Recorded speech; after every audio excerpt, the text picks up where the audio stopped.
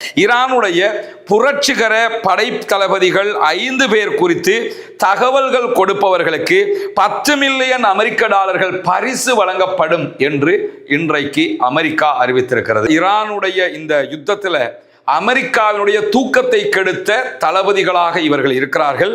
அமெரிக்காவுக்கு இவங்க எங்க இருக்கிறாங்கிறத கண்டுபிடிக்க முடியாம இருக்குது. ஆனா தாக்குதல்கள் மட்டும் மிகச்சரியாக சிம்ம சொப்பனமாக நடக்கிறது. முழு யுத்தத்தின் வெற்றியாளர்களாகவும் இவர்களைத்தான் அமெரிக்கா கணிக்கிறது.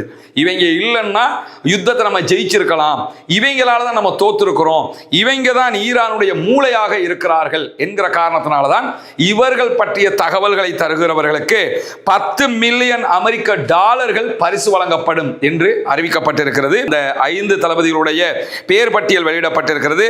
அஹ்மத் வாஹிதி, இவர் IRGC-னுடைய தலைமை தளபதியாக இருக்கிறார்.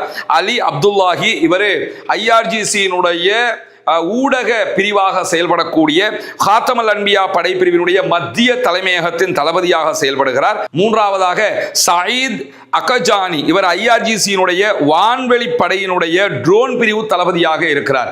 ட்ரோன் ஏவுறது, தாக்குதல் நடத்துறது, வருகிற ட்ரோனை தடுக்கிறது, எல்லாவற்றுக்கும் இவர்தான் பொறுப்பாளராக இருக்கிறார். அதே நேரம் ஹமீத் ரசா லஷ்கரியான் IRGC-னுடைய சைபர் எலக்ட்ரானிக் கட்டளை பிரிவினுடைய தலைவராக செயல்படுகிறார், தளபதியாக செயல்படுகிறார். மஜித் ஹத்தாமி IRGC-னுடைய உளவு அமைப்பினுடைய தளபதியாக செயல்படுகிறார்.